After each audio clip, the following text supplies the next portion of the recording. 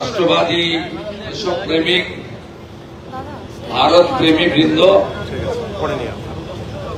আমরা আজকে অবসরপ্রাপ্ত সামরিক কর্মীদের সাথে গৈরিক শুভেচ্ছা এবং সমর্থন জানানোর জন্য এখানে এসেছি। আমাদের এই রাজ্যের জাতীয়তাবাদী আন্দোলন এবং প্রচারের মুখ অবসরপ্রাপ্ত সামরিক কর্মী, যারা নিজের যৌবনকালের একটা বড় সময়, এই যে বড় ভরি সাদা ইউনিফর্ম ভালো করে তুলুন। আমি অফিস বেয়ারার নই, বিজেপি লিডার অব অপোজিশন। আমরা কোর্টকে মেনে চলি। আপনি তুলুন, আপনার খালা মমতা আছে, বাগডোগরায় পাঠিয়ে দেন আগে ওর কাছে।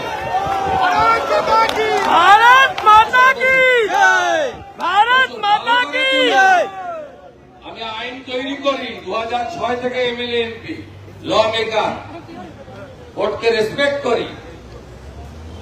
I am not office bearer. I am holding leader of opposition.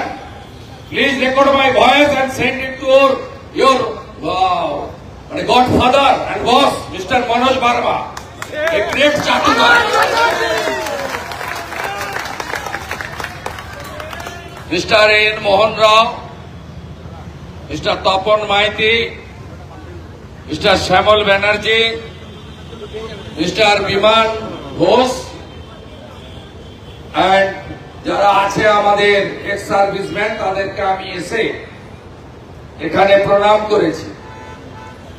কেউ 25 বছর, কেউ 20 বছর,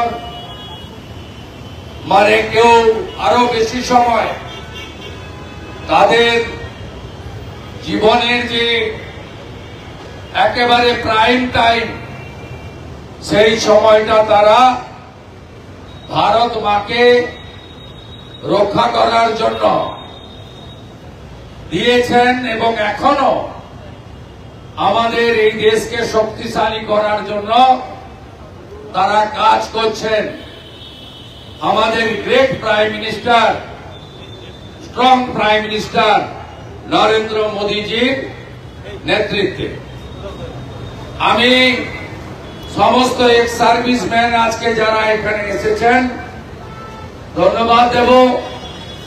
তারা গত 8 দিন ধরে কলকাতা হাইকোর্টে লড়েছেন। তাদেরকে যে অপমান, পশ্চিমবাংলার ছাপ্পা মেরে ভোটে জিতে মুখ্যমন্ত্রী হয়েছেন, যিনি এই রাজ্যকে সর্বনাশের চূড়ান্ত পর্যায়ে পৌঁছে দিয়েছেন, তিনি যে ভাষায় আক্রমণ এবং অপমান করেছেন তার প্রতিবাদ করার জন্য তারা এখানে সীমিত সংখ্যক এক্স সার্ভিসম্যান নিয়ে বসতে চান। কলকাতা পুলিশ এবং রাজ্য সরকার অনেক শর্ত চাপিয়ে কিছুতেই এখানে করতে দেওয়া যাবে না। যেহেতু এখানে অবৈধ স্ট্রাকচার আর্মি তুলে দিয়েছে এবং মুখ্যমন্ত্রী পলায়ন করতে বাধ্য হয়েছেন।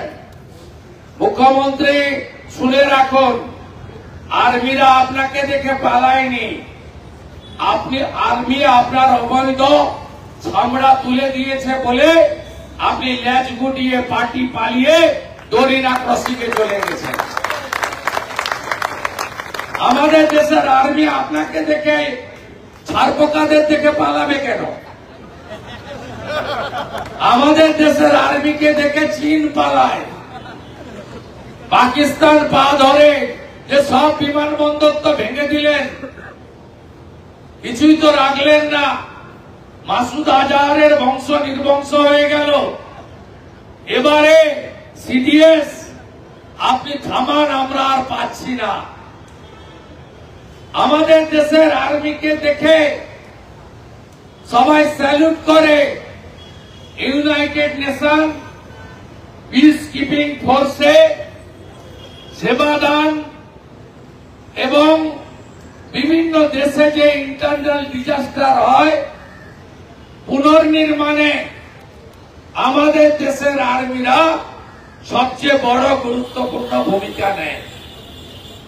যখনই নেপাল থেকে আমাদের তুরস্ক পর্যন্ত যখন আর্থকুইক হয়, ন্যাচারাল ডিজাস্টার হয়, ফ্লাড হয়, তখন আমাদের দেশের আর্মি, প্যারামিলিটারি, এনডিআরএফ, আইটিবিপি এই জওয়ানরা গিয়ে কয়েক ঘন্টার মধ্যে ব্রিজ বানিয়ে দেয়, রাস্তা বানিয়ে দেয়।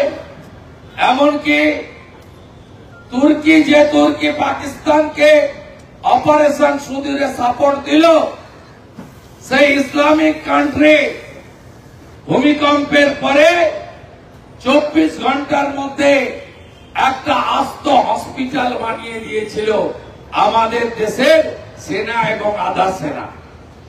তাই আপনাকে দেখে সেনাবাহিনীর কেউ পালায়নি, আপনি পালিয়েছেন মেয়র রোড ছেড়ে ডোরিনা ক্রসিং এ আপনি পালিয়েছেন। আপনার এত উদ্ধত্ত অহংকার হয় কোত্থেকে? আমি আগের বক্তা মোহন রায় এক্স সার্ভিসম্যানের কথা শুনছিলাম। প্রত্যেকটা ঘটনাতে আর্মিকে অপমান করা। এর আগে অবন্তিপুরার পরে যখন আমাদের এয়ারফোর্স অন্নার ঘোষকে মারা, ভিতরে ঢুকে মারল, তখন এই মুখ্যমন্ত্রী নবান্নর গেটে দাঁড়িয়ে বলেছিল প্রমাণ কোথায়?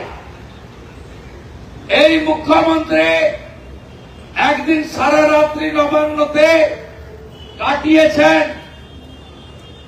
আর্মির একটা এক্সারসাইজ রয়েছে, বড় বড় ব্রিজগুলো, সেখান থেকে কত গাড়ি যাতায়াত করে ইন্টারন্যাশনালি কাউন্ট করার একটা এক্সারসাইজ হয় কয়েক বছর অন্তর অন্তর। এক বছর গাড়ি কাউন্ট করছিল আমাদের সেকেন্ড ব্রিজে, দ্বিতীয় হুগলি সেতুতে। সেখানে মুখ্যমন্ত্রী বলছিলেন আর্মি ঢুকে পড়েছে, এটা যেন আলাদা দেশ, উনি যেন এই দেশের প্রধানমন্ত্রী, আর্মি ঢুকে পড়েছে। আমি এর প্রতিবাদে আর্মি যতক্ষণ না সেকেন্ড ব্রিজ বা বিদ্যাসাগর সেতু থেকে চলে যাবে ততক্ষণ আমি নবান্ন ছাড়ব না। সারা রাত্রি যাপন করেছেন। এই যে মানসিকতা, এই মানসিকতা ভারত প্রেমীদের মানসিকতা নয়। এটা দেশ বিরোধী হলে দেশের ভিতরে যে টুকরে টুকরে গ্যাং আছে, যারা বলে আজাদি ঝুটা হয়, যারা বলে কাশ্মীর মাঙ্গে আজাদি, যারা বন্দে মাতরম বলতে কষ্ট হয়, যারা 15ই আগস্ট 26শে জানুয়ারি পালন করতে কষ্ট হয়, ভারতকে হিন্দুস্তান বলতে কষ্ট হয়, তারা এই মানসিকতা পোষণ করে। যে মানসিকতা আমাদের মুখ্যমন্ত্রী গত সপ্তাহে 1 সেপ্টেম্বর এই মেয়র রোডে সাংবাদিকদের সামনে ভাঙা মঞ্চে চাটুকার কলকাতা পুলিশের একটা অংশকে নিয়ে আর কিছু তোলাবাজ ওনার পার্টির কর্মচারীদের নিয়ে বলেছেন তাকে আমরা ঘৃণা করি, প্রতিবাদ করি এবং আমার আর্মি, আমার জান, আমার মান, আমার শান, আমার গৌরব। সেই কারণে আজকে কোর্টে লড়াই করে এক্স সার্ভিসম্যানরা এখানে বসেছেন। কোর্ট বলেছে যে ভারতীয় জনতা পার্টির অফিস বিয়ারাররা আসবেন না। আপনি তুলুন ছবি, নিচে চেয়ারে অর্জুন সিং তাপস রায় আছে, দুজনের কেউ অফিস বেয়ারার নয়। আপনাদের সঙ্গে কোর্টে আমাদের দেখা হয়, আবার দেখা হবে কোর্টে, চিন্তার কোনো কারণ নেই। We all are law abide people. আপনার মুখ্যমন্ত্রী কোর্টকে মানে না। আপনার মুখ্যমন্ত্রী যখন যে পুলিশ ক্যামেরা করছিলেন লজ্জা পেয়ে সরে গেছেন। এই পুলিশের 25% টিএ দিতে বলেছিল বকেয়া।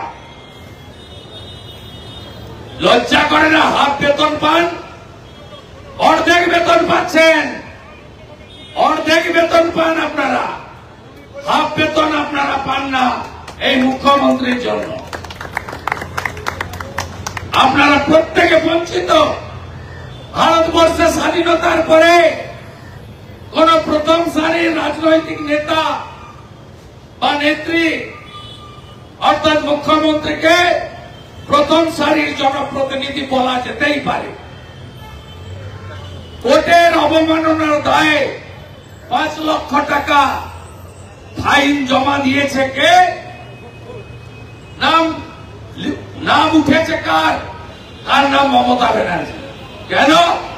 2021-এ নন্দীগ্রামে আমার কাছে 1956 ভোটে হারার পরে উনি কোর্টে গেছিলেন মামলা করতে। প্রধান বিচারপতি সেই মামলা শোনার দায়িত্ব দিয়েছিলেন মাননীয় জাস্টিস কৌশিক চন্দ্র মহোদয়কে। কৌশিক চন্দ্র মহোদয়কে অপমান করেছিলেন উনি, একইভাবে বিজেপির লোক বলে। কৌশিক চন্দ্র মহোদয় তার সম্মানের জন্য মামলা ছেড়ে দেন, 5 লক্ষ টাকা ফাইন করেন। এই মুখ্যমন্ত্রী 5 লক্ষ টাকা জমা দিয়েছে কলকাতা হাইকোর্টের বার অ্যাসোসিয়েশনে। এই মুখ্যমন্ত্রী কোর্ট মানেন না। তাই এই মুখ্যমন্ত্রীকে আজকে চ্যালেঞ্জ দিয়ে এক্স সার্ভিসম্যান সেল আমাদের আর্মিদের অমর্যাদা অপমানে প্রতিবাদ করলো গণতান্ত্রিক ভাবে, শান্তিপূর্ণ ভাবে, সংবিধান মেনে। তাদেরকে আমি স্যালুট জানাই। সাথে সাথে আমার একটি বড় কর্মসূচি রয়েছে এখান থেকে 100 কিলোমিটার দূরে। আমি কথা বাড়াবো না। আমি গর্বিত, আমি ভারতীয়, আমি গর্বিত। আমার বাড়ির লোক লেট বিপিন অধিকারী স্বাধীনতা সংগ্রামী ছিলেন, 8 বছর ব্রিটিশের জেলে ছিলেন। আমি গর্বিত ব্রাত্য বসু যখন বলছিলেন বিধানসভায় 3রা সেপ্টেম্বর 71 সালে পাকিস্তান আর্মি ঢাকা বিশ্ববিদ্যালয়ের জগন্নাথ হলে ঢুকে গুলি চালিয়ে মেরেছিল যারা বাংলাদেশ চেয়েছিল তাদের। আর এখানে আর্মির যে 1 সেপ্টেম্বরে অবৈধ স্ট্রাকচার ভাঙা, তার সঙ্গে 71-এ পাকিস্তান সেনাবাহিনীর অপারেশনকে তুলনা করেছিলেন। পশ্চিমবঙ্গ বিধানসভায় এর নাম ব্রাত্য বসু নয়, এর নাম এখন ভৃত্য বসু। আমি প্রতিবাদ করেছি আর আমি গর্বিত। আমাকে বিধানসভা থেকে খালা মমতা ব্যানার্জি বহিষ্কার করেছে, সাসপেন্ড করেছে। আর্মির জন্য বলতে গিয়ে, লড়তে গিয়ে সাসপেন্ড হয়ে আমি গর্বিত। আমি ভারতীয়। আমার আর্মি আমার জান, আমার প্রাণ, আমার মন, আমার স্থান। ভারতীয় আর্মি জিন্দাবাদ, ইন্ডিয়ান আর্মি জিন্দাবাদ, জিন্দাবাদ, ইস্টার্ন কমান্ড জিন্দাবাদ।